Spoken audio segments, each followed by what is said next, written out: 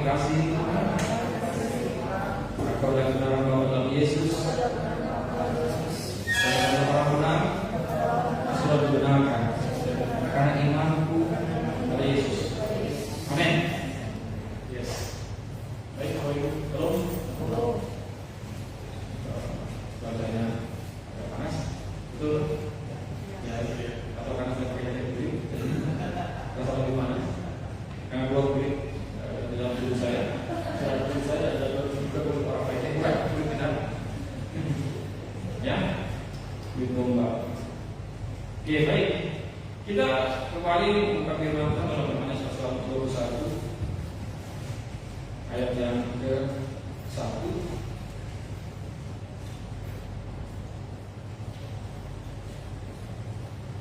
Saya bersyukur kalau waktu ini Tuhan banyak mengajar saya firman-Nya. Menurut saya sedikit banyak mengerti firman Tuhan, ya. Dan terjemahan-terjemahan Alkitab yang lain juga membuat saya semakin terbuka bagaimana tentang apa yang Yesus lakukan yang ditulis dalam ayat-ayat firman Tuhan. Yuk kita lihat. Yesus menampakkan diri kepada murid-muridnya di pantai danau Tiberias. Bapak Ibu, Tiberias itu suatu kota, ya, atau danau, dan juga ada kotanya memang, kota Tiberias. Dan itu suatu tempat yang lain, macam kayak provinsi yang lain, bukan? Yaitu namanya provinsinya adalah Galilea. Nah, kemudian Yesus Kristus itu disalibkan di Yerusalem, yaitu di provinsi Yudea. Nah, itu suatu tempat yang berbeda. Tetapi jaraknya itu sekitar 150 km kalau ditempuh dengan berkendaraan mungkin kurang lebih 2 jam, ya. Lebih 2 jam lah sebenarnya. Karena Pak Area di dalam sana 82 km, kalau 150-an ya sekitar itu. Lebih. Nah, dan hari ini saya mau ajak saudara kembali untuk melihat apa yang Tuhan Yesus kerjakan bagi kita, ya, melalui kematian dan kebangkitan. Dan hari ini apa yang Yesus kerjakan lakukan bagi kita melalui penampakannya kepada murid-muridnya. Apa yang dia sedang kerjakan, yang dia ajarkan kepada kita pada hari ini. Yuk kita baca Yohanes 21. Yesus menampakkan diri lagi kepada murid-muridnya di pantai danau Tiberias dan dia menampakkan diri sebagai berikut. Jelaskan, dia menampakkan diri sebagai berikut. Di pantai itu berkumpul Simon Petrus, ya, Thomas yang disebut Didimus, Natanael dari Kana yang di Galilea, namanya Zebedeus, kemudian, ya, dan 2 orang muridnya yang lain. Ada 7 orang murid di sini yang sedang pergi menjawab ikan bersama-sama dengan Petrus. Kata Simon Petrus kepada mereka, aku pergi menangkap ikan. Dia nggak ajak kan, tapi dia bilang, aku pergi menangkap ikan. Kata mereka kepadanya, kami pergi juga dengan engkau. Ikut dong, gitu kan? Terus mereka berangkat mengenai ke perahu, tetapi malam itu mereka tidak menangkap apa-apa. Nah, ketika hari Malaysia, Yesus berdiri di pantai. Akan tetapi murid-muridnya itu tidak tahu bahwa itu adalah Yesus. Kata Yesus kepada mereka, hai anak-anak, adakah kamu mempunyai lontong? Jawab mereka, tidak ada. Maka Yesus kepada mereka, tebarkanlah jalanmu di sebelah kanan perahu. Tapi kata hai anak-anak, berikan kedua kalimat sebelah kanan, maka akan kamu peroleh. Ya, tebarkanlah jalan di sebelah kanan perahu, maka akan kamu peroleh. Lalu mereka menangkapkannya dan mereka tidak dapat menariknya lagi dengan banyak ikan. Maka murid yang dikasih Yesus itu berkata kepada Petrus, itu Tuhan. Siapa yang mau dikasih Yesus itu? Yohanes. Jadi Yohanes yang paling sadar pertama bahwa itu adalah Yesus. Dan ketika Petrus mendengar bahwa itu adalah Tuhan, maka yang mengenakan pakaiannya, sebab dia tidak berpakaian, lalu terjun ke dalam danau. Murid yang lain datang dengan perahu karena mereka tidak jauh dari darat, hanya kira-kira 200 hasta saja, dan mereka menghela jala yang penuh ikan itu. Ketika mereka tiba di darat, mereka melihat api Allah dan di atasnya ikan dan kober. Kata Yesus kepada mereka, bawalah beberapa ikan yang baru kamu tangkap itu. Simon Petrus naik ke perahu lalu menghela jala itu ke darat, penuh ikan besar. Ada kalimat 150 ekor, 153 ekor banyak. Dan sungguh pun sebanyak itu jala itu tidak koyak. Kata Yesus kepada mereka, kembalilah dan serapanlah. Tidak ada di antara murid itu yang berani bertanya kepadanya, siapakah engkau? Jawab mereka, sebab mereka tahu bahwa ia adalah Tuhan. Gak ada lagi yang banyak. Bayangkan, dewi kau kan? Kamu tahu kan? Yesus maju ke depan mengambil roti dan memberikannya kepada mereka. Demikian juga ikan itu. Itulah 3 kalinya Yesus menampakkan diri kepada murid-muridnya sesudah ia bangkit dari antara orang mati. Bangkit dari antara orang mati. Kata itulah ketiga kalinya. Nah, perhatikan. Jadi kalimat di ayat 14 yang mengatakan bahwa Yesus menampakkan diri ketiga kalinya, angka 3 itu Bapak Ibu bermakna adalah angka kebangkitan. Ya, 3 itu maknanya kebangkitan. Nah, apa maksudnya dengan ditulis dengan jelas lengkap, maksudnya detail, disitu dikatakan itulah ketiga kalinya Yesus menampakkan diri kepada murid-muridnya. Apa maknanya? Jadi semua nama tempat, nama orang, angka guru, itu semuanya ada makna dan artinya bagi orang-orang yang begini. Dalam huruf Ibrani itu bermakna sangat luar biasa sekali. Nah, kemudian 3 kali mereka Yesus menampakkan diri. Kemudian 2 kali, yang pertama dan kedua, di mana Yesus Kristus menampakkan diri, dia menampakkan diri di Yerusalem. Ketika dia bangkit dari kematian, dia akan dikuburkan di Yerusalem. Dia akan mati di Yerusalem, dikubur di Yerusalem, dan dia bangkit di Yerusalem. Dan dia menampakkan diri kepada murid-murid itu di Yerusalem. Yang pertama, yang kedua. Nah, waktu mereka kumpul sama-sama, ya kan, ingat, memang kalau kita lihat, saya lupa sekitar lebih dari 10 kali kalau Alkitab mencatat secara tercatat Yesus Kristus menampakkan dirinya. Tetapi kalau kita lihat di dalam Yohanes 20 itu sebetulnya banyak sekali. Ya. Coba buka Yohanes 20 ayat yang ke-30 sampai 31. Ya. Yohanes 20. Nah, boleh saudara perhatikan. Memang masih banyak kata lain yang dibuat Yesus di depan mata murid-muridnya yang tidak tercatat dalam kitab ini. Kalimat itu muncul, Bapak Ibu, sebelumnya itu cerita bagaimana Yesus Kristus menampakkan diri kepada para murid dan juga kepada Thomas. Asalnya para murid dan mana Thomas tidak ada. Lalu yang keduanya Yesus Kristus menampakkan diri lagi kepada murid, di mana Thomas ada, lalu Thomas percaya. Sebelumnya juga Yesus menampakkan diri kepada Maria. Kalau kita lihat ayat satunya, kepada coba kita lihat ya.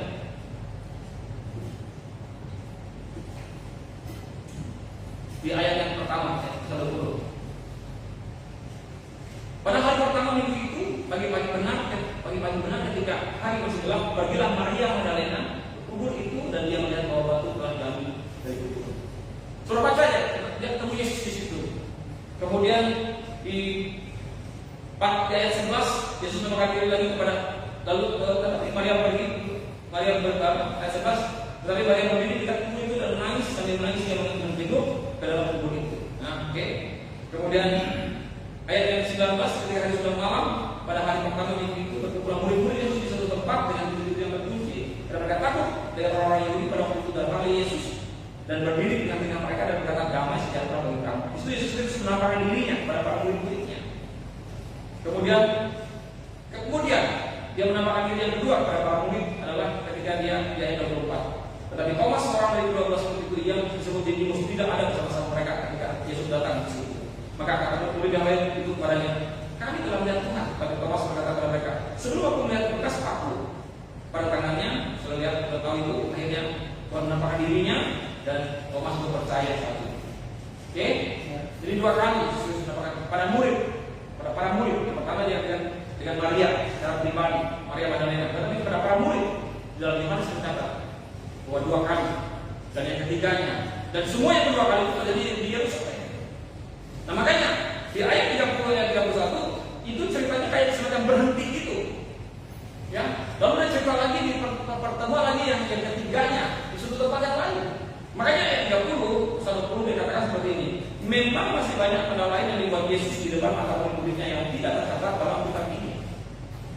Ya, tetapi semua yang tertentu di sini telah dicatat supaya kamu percaya bahwa Yesuslah Mesias Anak Allah dan supaya kamu oleh imanmu memperoleh hidup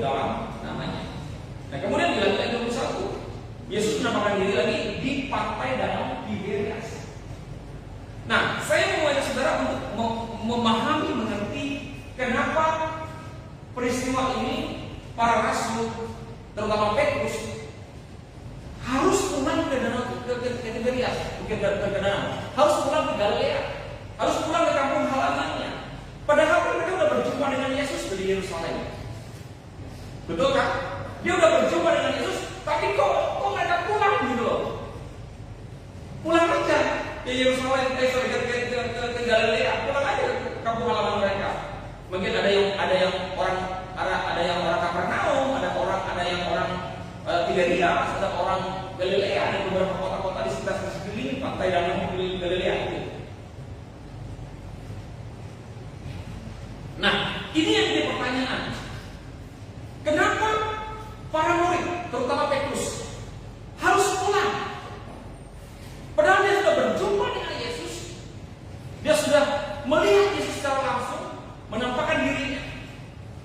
Sebetulnya peristiwa cerita ini adalah, kalau saya ambil judul besarnya itu adalah suatu semacam apa? Tuhan datang untuk mendamaikan hati Petrus.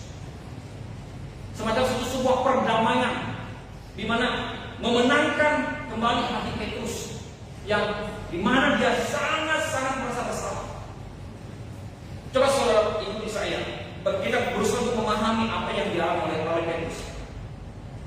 Dalam perjalanan dia dengan teguhnya dia katakan, aku tidak akan menyangkal Engkau Tuhan. Sebelum Yesus itu disalibkan, dia sanggup kayak pasang badan gitu, untuk juga berani mati demi Yesus. Tapi kata Tuhan, kamu akan menyangkal aku 3 kali sebelum saya berkok. Oke? Nah waktu itu ternyata memang dia ikuti Tuhan untuk ditangkap, Yesus ditangkap, dia terus ikuti, dan dia ada di kerumunan para wanita-wanita biasa, orang-orang biasa. Ya, yang bertanya kepada Petrus itu bukan para pejabat, bukan orang-orang hebat, tetapi hanya masyarakat biasa, hanya hamba-hamba saja, ya, yang bertanya kepada Petrus itu. Oke? Nah, Bapak Ibu sekalian, saya bisa lihat sini. Ya, di atas sini.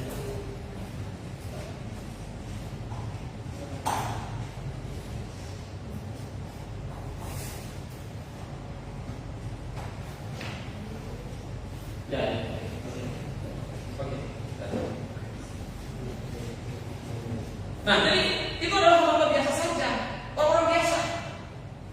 Dan suatu itu waktu mereka bertanya kepada Petrus itu bahwa engkau adalah salah satu dari mereka, itu mereka itu sedang ada di depan api, depan kayu yang dibakar, tapi arang itu, macam mereka sedang menghangatkan badan, karena itu kejadiannya di saat dingin di malam. Ya, itu semuanya memori-memori yang ada di Petrus. Memori yang teringat di dalam dirinya. Nah, kita saya mengajak saudara untuk membayangkan apa yang dalam oleh Rasul Petrus ketika peristiwa itu. Dia menyangkal Yesus, dia tidak hanya menyangkal, tapi dia mengutuk bahwa aku tidak kenal dia. Aku bukan daripada salah satu dari mereka. Aku tidak kenal dengan Yesus. Nah waktu itu ayat pokok yang betul-betul merasa bersalah, ya kan? Dia lari, dia minta ampun sama Tuhan. Tetapi perasaan itu tidak berhenti dalam dirinya. Dia sangat merasa betul rasa bersalah. Nah, setelah Yesus bangkit, Bapak Ibu sekalian, mungkin ada perasaan dia senang Tuhan Yesus bangkit, tetapi secara psikologi dia tetap merasa bersalah. Itu belum damai hatinya, belum selesai dalam dirinya. Dan kalaupun dia lihat Yesus bangkit, itu sesuatu yang bagi dia, kalau saya kembali ikut Yesus, jangan-jangan saya dibunuh lagi. Jangan-jangan Yesus Kristus mungkin ditangkap lagi. Dan dia pun merasa bahwa rasa salah dalam dirinya itu akan terus mengganggu dirinya. Ya. Dan dia tidak mau, maksudnya dia berjumpa dengan orang yang dia sangka dia tolak, lalu dia rasa mau lebih baik saya menghindar saja, pergi aja dari orang ini. Itu yang dia rasakan. Ada betul nggak? Coba saudara bisa memikirkan, membayangkan, saudara menyangkal orang itu, saudara menolong orang itu, dan orang itu lihat kamu, dia tahu depan matamu. Nah, kemudian tiba-tiba ketemu lagi, bagaimana perasaannya? Kayak kita tuh kalau ketemu tuh kayaknya semacam lebih baik menghindar aja, gak usah aja. Nah itu mungkin suatu secara psikologi yang dalam oleh Rasul Petrus. Makanya dia kabur, dia pulang aja ke Tiberias, walaupun dia udah 2 kali ketemu dengan Yesus. Itu belum pertemuan yang salah kedua itu belum menyelesaikan hatinya. Oke, nah jadi Bapak Ibu sekalian, kenapa Petrus kabur? Yang pertama tadi, salah satunya adalah dia merasa bahwa dia merasa bersalah dengan semua apa yang dia lakukan, dan itu hatinya belum berdamai dengan keadaan itu. Yang berikutnya, dia tidak takut mati. Jangan-jangan saya ikut Tuhan ini lagi, jangan-jangan mungkin ditangkap lagi dan saya mungkin tadi saya sudah menyangkal dia, dan kalau saya ikut lagi orang tahu kenal saya, ya, dan ikut-ikutan lagi. Kemudian yang ketiga, apa yang terjadi? Kenapa mereka kembali ke kampung halaman yang pulang? Karena mereka takut akan kehidupan mereka. Selama ini ada Tuhan yang menyediakan kehidupan mereka, tapi berikutnya ini mereka semacam kayak tidak lagi seperti kehebohan yang awal-awal selama 3,5 tahun mereka jalan dengan Yesus. Kayak kehebohan itu kayak tiba-tiba hilang aja gitu dalam hidup mereka. Karena pun Tuhan pun saat itu pun tidak hadir dengan bentuk dalam tubuh yang seperti sebelumnya, yang dimana dia bisa jalan aja ke mana-mana. Ini dia jalan dengan tubuh kemuliaan, dimana dia bisa datang menerima datang seperti itu, datang di tengah-tengah mereka.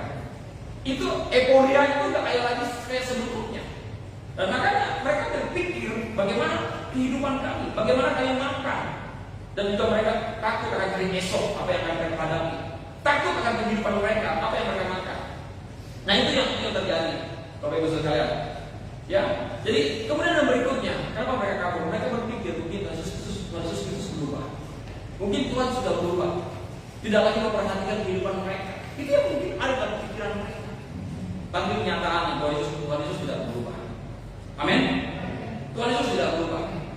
Nah, mungkin saat ini Bapak Ibu, dari peristiwa ini kita bisa memahami, menyadari bahwa ini juga seringkali terjadi pada diri kita, di mana kita menjadi orang atau ada orang-orang yang kita lihat mereka mulai mencari jalan keluar dalam hidupnya sendiri, dalam kehidupannya sendiri.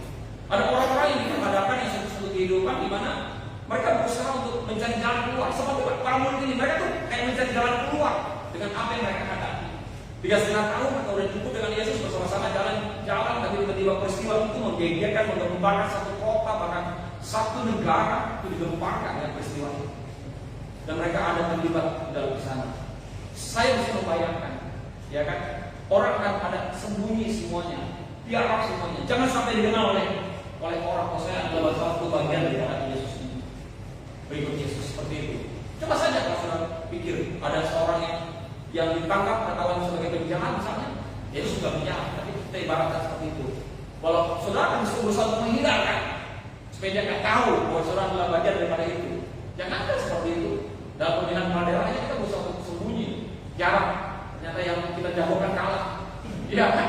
Ternyata menang yang menjadi bukan jagoan kita berusaha untuk jarak sembunyi, ya kan? Supaya orang nggak tahu ini bagian daripada yang kalah. Nanti kita jadi bahaya kalau ketahuan. Seperti itu. Saudara bisa membayangkan, mengerti ya? Maksud apa yang saya sampaikan tentang apa yang dalam hidup Petrus? Seperti itu kira-kira, ya. Nah, tetapi Yesus itu luar biasa. Di waktu itu terjadi peristiwa itu, ya, Bapak Ibu sekalian. Waktu peristiwa itu, kejadian itu, karena apa yang dilakukan oleh Petrus ngomong gini ya kepada teman-temannya, ayat 3. Aku pergi nangkap ikan, kata Petrus. Lalu teman-temannya bilang, hei, ajak-ajak kamu, aku juga ikut, gitu. Karena apa? Karena Petrus itu kan seorang guru. Dalam Alkitab dituliskan sebagai seorang guru, dia itu pemimpin. Petrus itu memang orang yang temperamen. Petrus itu memang strong leadership, memiliki kekuatan kepemimpinan yang kuat, yang sangat mampu mempengaruhi orang dengan begitu kuat. Itu Alkitab itu menulis bagaimana peristiwa itu sudah baca, dan saudara kalau baca Alkitab, saudara akan temukan banyak cerita tentang Petrus daripada tentang Yohanes, tentang Yakobus, tentang Zebedius, tentang Nathanael, tentang Thomas, betul nggak?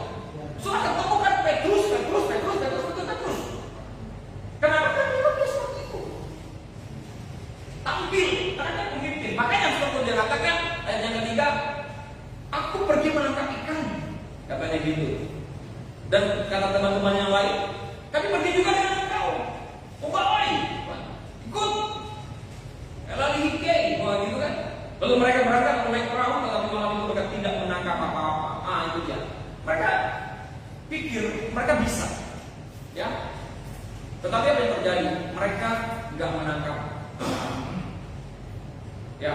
Jadi begini, Bapak Ibu sekalian. Kenapa mereka nggak menangkap apa-apa? Karena apa? Karena mereka keluar dari hadirat Tuhan. Peristiwa kejadian di mana mereka sebelum mereka diajak Yesus menjadi murid-muridnya, sebelum mereka dipanggil untuk menjadi murid, mereka kan juga sama, mereka cerita sepanjang malam mereka dapat ikan, lalu tiba-tiba Yesus datang ke situ depan mereka, suruh mereka menebarkan garam mereka mendapatkan sejumlah ikan yang begitu banyak, dan di situ ikannya tidak dihitung berapa jumlahnya, tidak secara detail, dan bahkan di situ jalan mereka hampir koyak. Tetapi dalam Yohanes ini jumlahnya jelas, ikannya 153 ekor dan ada maknanya, dan juga jalan tidak koyak. Itu menggambarkan tentang apa? Bahwa blessing, berkat yang mereka terima ketika Yesus itu sudah bangkit dari kematian adalah berkat yang permanen, yang tidak bisa dirobek, yang tidak bisa terhancur. Ya, kenapa? Karena Tuhan bangkit dari kematian. Amin. Nah, di sini kita bisa memperhatikan Bapak Ibu sekalian ya, bahwa ketika coba kita baca di ayat yang ke-4, ketika hari siang Yesus berdiri di pantai, akan tetapi murid itu tidak tahu bahwa itu adalah Yesus. Kata Yesus kepada mereka, "Hai anak-anak, adakah kamu mempunyai lauk?" Ya. Yesus panggil mereka anak-anak, padahal mereka tua. Apa makna daripada hai anak-anak? Maknanya apa? Yesus memperkenalkan dia sebagai Bapa pada mereka. Enggak pernah sebelumnya Yesus Kristus panggil mereka anak-anak. Tetapi di hari ini Yesus betul-betul ingin memulihkan hati Simon Petrus. Dan kita kembali tadi, kenapa waktu mereka balik kembali untuk mencari ikan, mereka tidak dapat apa-apa? Karena mereka sedang keluar dari hadirat Tuhan. Oke? Nah, saya sudah saudara untuk memahami Taman Eden itu artinya adalah the spot of the presence of God. Eden artinya adalah the spot of the presence of God, tempat atau titik pusat daripada hadirat Allah. Nah, ketika mereka jatuh dalam dosa, mereka keluar dari keadaan dalam dosa, mereka keluar dari spot of the presence of God, terpisah dari Tuhan. Nah, ketika terpisah dari Tuhan, apa yang terjadi? Kematian terjadi, kutuk terjadi, kegagalan terjadi, itu terjadi. Nah, apa yang dialami oleh Petrus dan para murid? Mereka sedang keluar. Mereka keluar dari the spot of the presence of God. Mereka meninggalkan Yesus. Mereka tidak lagi mau datang pada Yesus Kristus. Tidak lagi mau ikut dalam Yesus. Justru mereka balik pulang ke kampung halamannya karena berbagai macam alasan yang tadi saya katakan di depan tadi. Berbagai macam suatu pertimbangan pikiran yang mereka alami. Nah, itu yang membuat mereka tidak mengalami keberhasilan ketika mereka menjalankan. Jadi Bapak Ibu sekalian, hari ini kita mau memahami ketika Yesus Kristus datang, the presence of God itu datang hadir di tengah-tengah mereka dan menyuruh mereka untuk menebarkan jalan di sebelah kanan, dan mereka mendapatkan ikan begitu banyak dan besar-besar. Jadi hari ini kita mau memahami bahwa kelimpahan, keberhasilan dan kekuatan itu ada dalam hadirat Tuhan. Kejar hadiratnya. Jangan pernah mencoba untuk keluar dari hadirat Tuhan. Jangan pernah sekalipun untuk berusaha untuk mencoba keluar dari hadirat Tuhan. Amin. Jangan mengandalkan kekuatan kita seperti murid-murid yang sedang mengandalkan kekuatan mereka dan hasilnya jauh, tidak dapat apa-apa. Jangan pernah mencoba keluar dari hadirat Tuhan. Hadirat Tuhan itu, hadirat Tuhan itu berbicara tentang hadirnya Tuhan. Tuhan hadir. Dan ingat bahwa Tuhan itu hadir dalam diri kita. Dia adalah omnipresence. Ya, omnipresence artinya apa? Maha hadir di mana-mana. Dan kalau dia hadir di mana-mana, dia ada di mana-mana. Tapi kita bisa keluar dari hadirat Tuhan. Kita bisa keluar dari kehadirannya atas keputusan kita sendiri. Kalau kita meninggalkan dia, jangan pernah mencoba untuk keluar dari hadiratnya. Dan bagaimana caranya kita bisa membuat hadirat selalu ada dalam diri kita? Kita bisa merasakan hadirat yang ada selalu dalam diri kita. Tapi kita bisa merasakan kehadirannya. Bagaimana caranya? Salah satu caranya adalah dengan cara menyembah dan memuji Tuhan. Saya ingatkan secara singkat. Lucifer diciptakan. Alkitab kitab Yesaya pasal 28 jelas mengatakan Yesaya diciptakan. Lucifer diciptakan, malaikat diciptakan. Dengan tujuan apa? Dua tujuan malaikat diciptakan untuk melayani dan menyembah. Itu tujuan Lucifer. Dan ketika Lucifer jatuh dalam dosa, siapa yang menggantikannya? Kita. Jadi dengan tujuan apa? Sama untuk melayani dan menyembah. Dan saudara, siapapun manusia dalam dunia ini tidak akan mungkin tidak menyembah. Sekalipun dia katakan aku tidak percaya Tuhan, aku tidak mau sembah Tuhan, dia tidak bisa menyembah. Apa yang dia sembah? Pikirannya, hobinya, kekuatannya, dirinya, bahkan dirinya sendiri. Dia akan sembah di mana dia menyembah sesuatu yang tidak dia sadari bahwa dia juga sedang menyembah. Amin. Betul. Jadi kalau kita sekarang penyembahan tanpa hubungan tidak akan mungkin bisa terjadi secara penyembahan yang secara maksimal. Saudara tidak akan bisa menyembah sesuatu yang saudara tidak punya hubungan dengan dia. Saudara, ngapain dia? Kita nggak ada hubungan kan? Tapi ketika kita punya hubungan dengan seseorang atau dengan sesuatu yang kita sembah, maka kita akan menyembah. Oke? Kita tidak akan bisa kata menyembah. Ya, ada dua makna dari kata menyembah. Penyembahan. Yang pertama itu adalah proskuneo, yang kedua itu adalah latreo. Nah itu semuanya sudah pernah tahu, ya.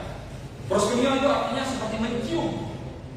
Diterjemahkan juga dalam bahasa lain, dalam kalimat lain seperti anjing yang mencium tangan tuannya.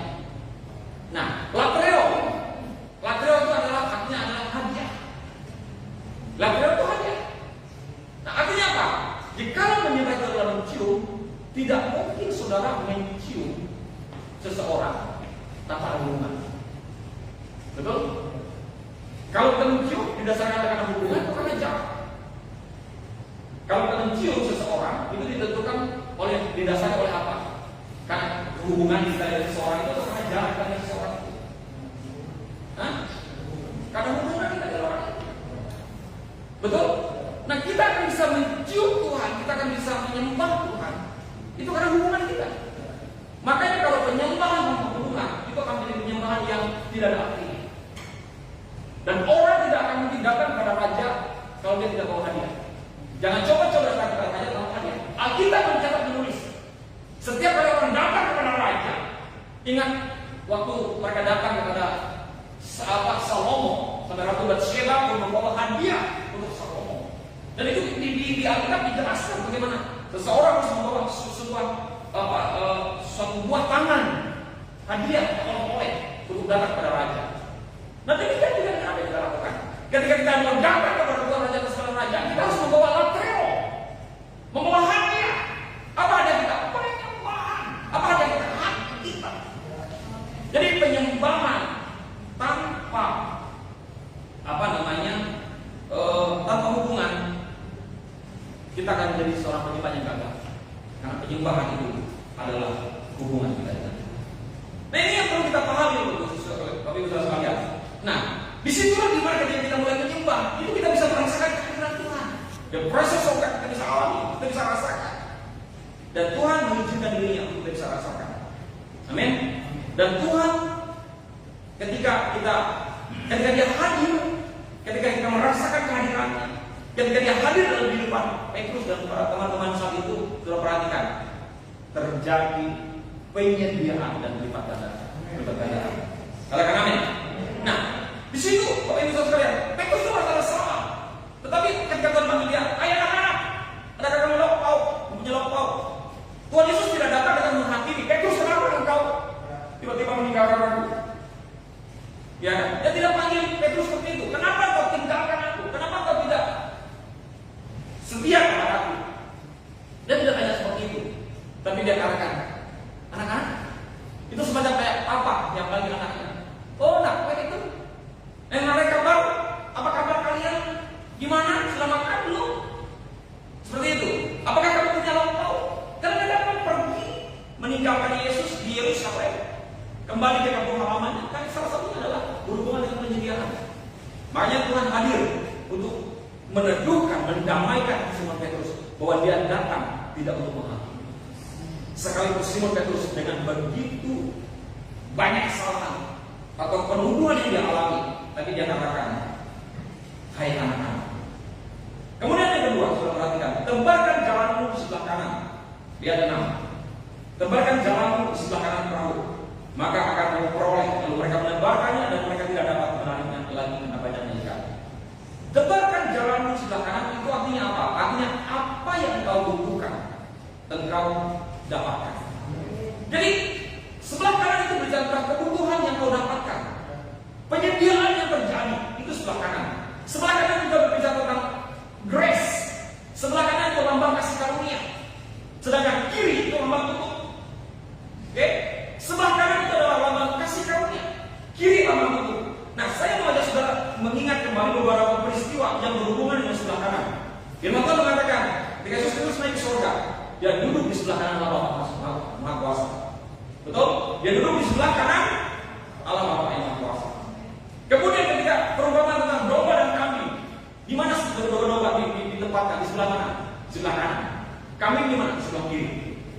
Domba berbicara tentang orang percaya yang diselamatkan. Kiri, kambing berbicara tentang apa? Orang yang tidak diselamatkan. Bicara tentang apa? Curse, kutuk, dosa, penghakiman ada di sebelah kiri. Bagi kanan dalam tentang apa? Kasih karunia, keselamatan, penyediaan Tuhan. Kemudian penjahat yang diselamatkan di sebelah mana? Di sebelah kanan. Penjahat berbicara tentang apa? Kasih karunia. Sebelah kanan. Tuhan, kalau jangan lupakan aku nanti, katanya. Kalau engkau datang kembali pada Bapa. Dan kalau Yesus mengatakan engkau akan bersama-sama dengan aku di Firdaus. Dia meminta supaya Tuhan Yesus jangan melupakan dia, tetapi Tuhan katakan engkau akan bersama-sama dengan aku. Tapi sebelah kiri menghujat, menghakimi. Nah, artinya sebelah kiri itu bicara tentang apa? Berbicara tentang penghakiman, penghujatan. Sebelah kiri ini berbicara tentang mindset seseorang yang sadar akan dosa. Mindset yang selalu menyalahkan situasi dan keadaan, itu sebelah kiri. Tetapi sebelah kanan berbicara tentang apa? Kasih karunia, keselamatan. Amin. Nah, sesuatu hal yang sangat luar biasa yang harus mau kita pahami hari ini, Bapak Ibu sekalian. Saya mau mengajak saudara bahwa tidak ada peristiwa apapun sekalipun seperti yang dialami oleh Petrus yang bisa memisahkan kita dari kasih Tuhan. Amin. Jangan pernah lagi mengandalkan kekuatan saudara, tetapi andalkan Yesus. Jangan keluar dari andal Tuhan. Karena apa? Karena itu akan membuat kita tidak mendapatkan apa-apa.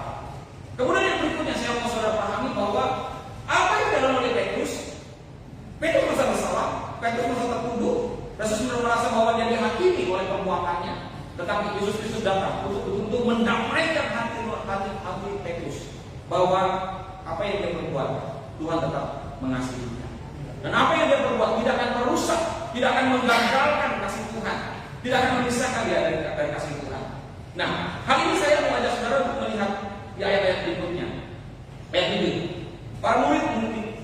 Maka murid yang dikasih Yesus itu berkata kepada Petrus, itu Tuhan. Terus lanjut. Ayat yang ke-11. Simon Petrus naik ke perahu lalu menjala-jala itu ke darat penuh ikan-ikan besar. Berapa jumlahnya? 153 ekor banyaknya. Dan sungguh pun sebanyak itu jauh itu tidak banyak. Sudah perhatikan. Saya baca saudara untuk memahami tentang 153 ekor ini. Dan apa juga hubungannya dengan bagaimana tadi saya katakan bahwa Tuhan tidak memisahkan kita dari kasih-Nya sekalipun apa yang terjadi. Coba kita lihat 153. Ya, kita lihat bahan. Semua penempatan angka dalam Alkitab mempunyai arti dan Tuhan mempunyai alasannya kenapa angka itu ada di sana. Misalnya, kita lihat angka 1 dalam bahasa Ibrani artinya kesatuan, ada maknanya. Angka 2 artinya adalah angka berbicara tentang perjanjian. Angka 3 bicara tentang kebangkitan. Angka 4 bicara tentang bumi atau arah tentang angin. Angka 5 bicara tentang grace atau kasih karunia. Angka 6 bicara tentang manusia. Angka 7 bicara tentang kesempurnaan atau rest. Angka 8 tentang awal yang baru. Dan angka 9 Roh Kudus. Angka 10 bicara tentang kelengkapan. Ya.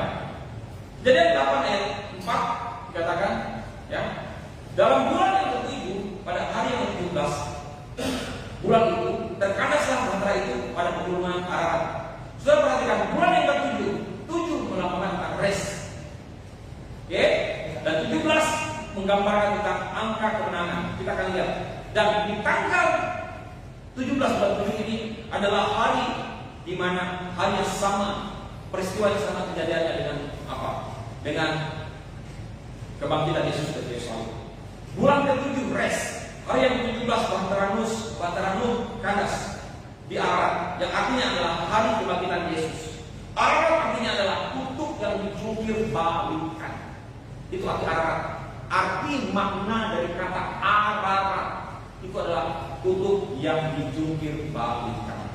Sama dengan kematian Yesus Kristus, kebangkitan dari antara orang mati. Itu berbicara tentang apa? Berbicara tentang kutub dijungkir balikan. Tidak ada lagi kutub kata Tuhan. Dia sudah menembus sudah dari kutub dosa dan kutub maut. Hukum dosa dan hukum maut semua sudah dijungkir balikan oleh Tuhan Yesus Kristus melalui kematian dan kebangkitannya di hari yang ketiga. Nah, sudah perhatikan di situ pada hari yang ke-17 Bahtera Nuh kandas. Perhatikan kata kalimat hari yang ke-17. Berikutnya Yeremia 3 ayat 22. Yeremia 3 32 ayat 9. Jadi aku memberi ladang yang di Anatot itu dari Hanamael, anak pamanku, dan menimbang uang baginya 17 shikal perak. Kalian terlanjut. Apa arti kata Hanamael di ayat Yeremia tadi? Hanamael artinya apa? God is grace. Allah adalah kasih karunia. Kemudian Anatot artinya adalah jawaban doa. Dan 17 itu artinya adalah kemenangan. Jadi angka 17 Bapak Ibu itu adalah angka kemenangan. Yeremia disuruh Tuhan berdoa 17 kali. Dan itu menggambarkan tentang apa? Kemenangan. Tadi pagi dikatakan oleh Bu Sasa dan oleh teman-teman yang lain, 17 Agustus katanya. Merdeka Indonesia tanggal 17. Wih, sesuai nih Alkitab. Ya kan? Tanggal 17 Agustus. Ya, bulannya beda. Jadi, bulan Juli apa bulan 7 tapi enggak apa-apa. Pokoknya 17-nya kenal. Kita lihat lagi itu, ya. Amin. Yes. Nah, kalau kalian ingat, Alkitab itu menerjemahkan Alkitab ayat menjelaskan ayat. Jadi angka 17 ternyata di dalam Roma pasal 4 ayat 35 sampai 39 menjelaskan tentang angka 17 itu yang hubungannya dengan peristiwa di mana Yesus Kristus tidak memandang tentang kesalahan Petrus dan tidak membuat kasih Yesus itu tidak berubah sekalipun Simon Petrus menyangkal Yesus. Nah, ada hubungannya dengan ayat ini dalam Roma ini dan berhubungan juga dengan angka 17, angka kemenangan. Nah, di situ peristiwa itu Simon Petrus menang ketika dia melihat bahwa Yesus Kristus tidak menghakimi dia. Yesus Kristus justru memanggil dia Bapa. Di situ dia melihat ada penerimaan. Di situ justru Yesus menyiapkan api arak. Taruh ikan kecil dan juga roti-roti kecil, sedikit roti di sana untuk mereka makan. Sebetulnya kayak semacam Yesus itu mengingatkan kembali apa yang dialami oleh Simon Petrus ketika dia menyangkal Yesus dengan depan api arak. Ya, di situ juga dia membuat bahwa sekalipun kau lakukan itu kepadaku dengan dia menyiapkan api arak, bahwa aku tak mengasihi kau. Aku tidak menghakimi kau. Tidak ada penghakiman. Yesus Kristus menatap Simon Petrus dengan begitu kasih. Yesus Kristus menatap Simon Petrus dengan begitu kasih. Tatapan yang begitu cinta kasih sayang. Sampai kalau saudara baca di ayat berikutnya di ayat 15 dan sampai habis, saudara akan lihat bagaimana percakapan kali Yesus dengan Simon Petrus. Apa kau mengasihi aku? Ya Tuhan, aku mengasihi kau. Gembalakan dalam berdoa. Saudara lihat itu? Di situ Simon Petrus betul-betul mengalami hati yang menang, kemenangan terjadi. Kenapa? Karena tidak ada satu peristiwa kejadian apapun yang membuat kasih Tuhan pergi meninggalkan kehidupan dia. Tuhan Yesus tidak mengasihi Simon Petrus apapun yang dia lakukan. Ini menggambarkan tentang diri kita. Bahwa tidak ada sesuatu pun kejadian peristiwa dalam Roma ini yang bisa membuat kasih Tuhan meninggalkan kita. Tidak bisa. Tuhan tak mengasihi. Yuk kita baca. Kita lihat. Siapa yang akan memisahkan kita dari kasih Kristus? Apakah penindasan? 1. Atau kesesakan? 2. Atau penganiayaan? 3. Atau kelaparan? 4. Atau ketelanjangan? 5. Atau atau bahaya 6 atau pedang 7.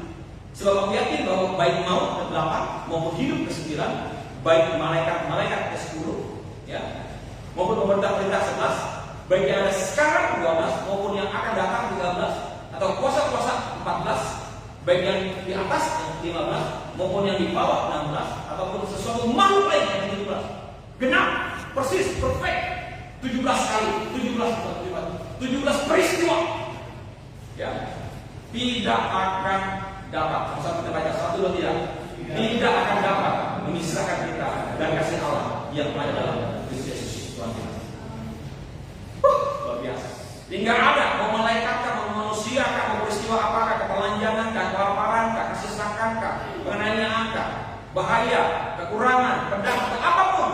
Itu dikatakan tidak ada satupun yang bisa memisahkan kita dari kasih Allah. Sekalipun penyangkalan itu yang dilakukan oleh Petrus tidak akan bisa memisahkan kita dari kasih Allah. Ya, dalam Kristus Yesus. Itu dia. Jadi jumlah angka 1 sampai 17 itu kalau kita jumlahkan, itu jumlahnya berapa? 153. Sama dengan kita lihat angka yang didapatkan oleh jumlah ikan yang didapatkan oleh para pemilik 153 ekor. Oke, 153 ekor. Jadi 1, 2, 3 sampai 17 jumlahkan. 1 tambah 2 tambah 3 tambah 4 sampai tambah 17 jadi 153 ekor. Nah, dan angka 17 tadi itu terstempel dalam ayat yang kita baca tadi. Dalam Roma tadi, ya, bahwa menggambarkan tentang kemenangan. Amin. Kita perhatikan, melihat angka 153, maka orang Yahudi akan membacanya dari kanan ke kiri. Orang Yahudi dari kanan ke kiri, dari kiri ke kanan. Ya, dari kanan ke kiri. Kita baca dari kiri ke kanan, ya. Mereka baca dari kanan ke kiri. Oke, seperti itu. Sama kayak huruf Arab juga seperti itu. Bacanya dari kanan ke kiri. Nah, coba kita lihat gambarnya. Oke, 153. Ya, itu Bapak Ibu Saudara sekalian, angka 1 itu, ya, ani. Ya, kalau kita lihat perhatikan 10 tambah 50 tambah 1.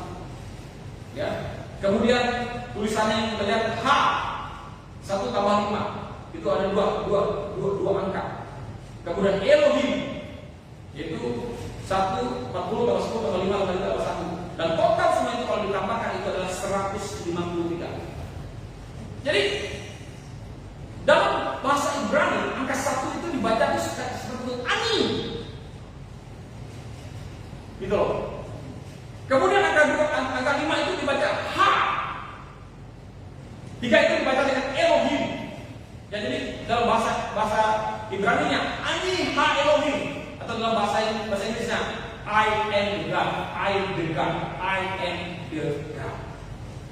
Ya, coba kita lihat berikutnya. Ani ha Elohim, yang berarti apa? I am the God.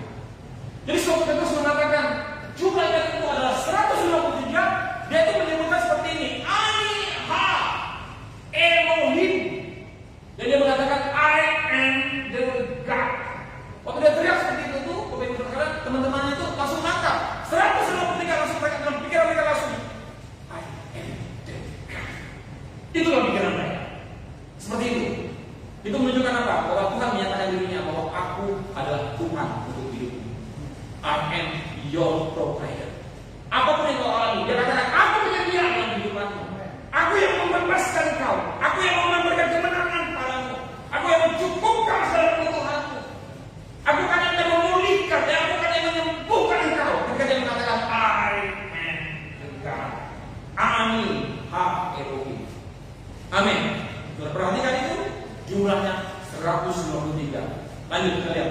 Maka murid-murid Yesus saat menghitung jumlah ikan sebanyak 153, mereka langsung mengerti maksud daripada 153. Tuhan mau menunjukkan kepada mereka bahwa I am God.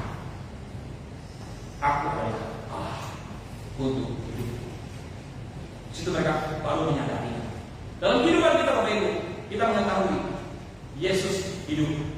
dan mencintai kita serta mengatakan I am God pada kita sangat berarti. Ketika dia mengatakan aku adalah Tuhan, itu sangat berarti. Sama ketika dia mengatakan I am God, Ani Ha Elohim. Ketika dia berbicara kepada para murid, pada 7 orang saat itu bersama dengan dia, itu sangat berarti bagi mereka.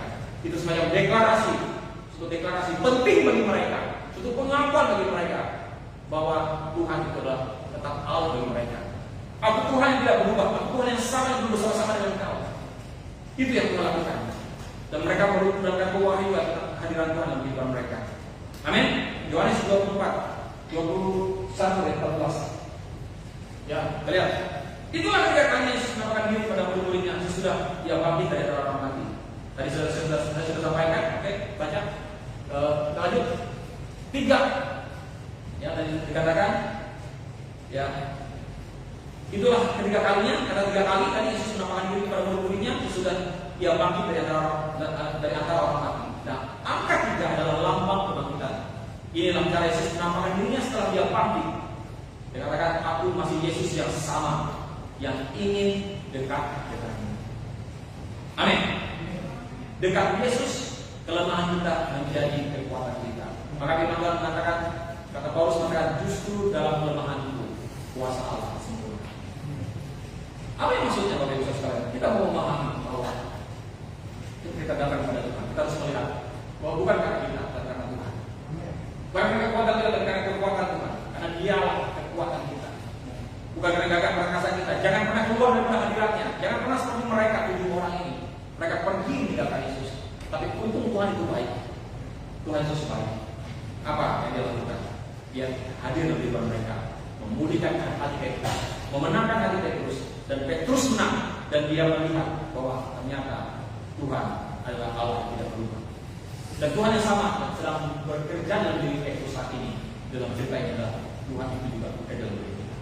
Tuhan yang bekerja dalam diri Petrus, yang memulihkan hatinya, yang memberkati mereka, yang memberikan pelipat gandaan yang menyediakan bagi mereka. Itu Tuhan yang sama yang hari ini dalam diri kita. Saya tidak tahu apa yang kau alami. Hal peristiwa yang terjadi dalam diri saudara. Tapi percaya Allah. Kalau kau memahami, mengerti apa yang Yesus lakukan, bahwa dia katakan, Ha, Ani Ha Elohim. Aku adalah Tuhan. Aku adalah Allah. Dia hadir dalam kehidupan saudara. Amin. Amin. Tuhan Yesus berkata. Amin. Mari kita siapkan perjamuan kudus. Kita makin berdiri.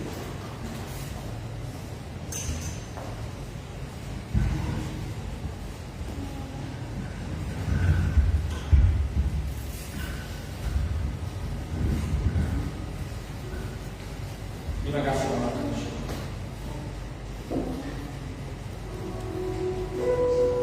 Engkau mengetahui apa yang kami alami. Engkau mengerti apa yang kami rasakan. Bahkan Engkau mengatakan, aku adalah Tuhan. Dalam hidup kami. Engkau mengatakan, I am the God that healeth you. Aku Tuhan penyembuh. Aku Tuhan penyembuh.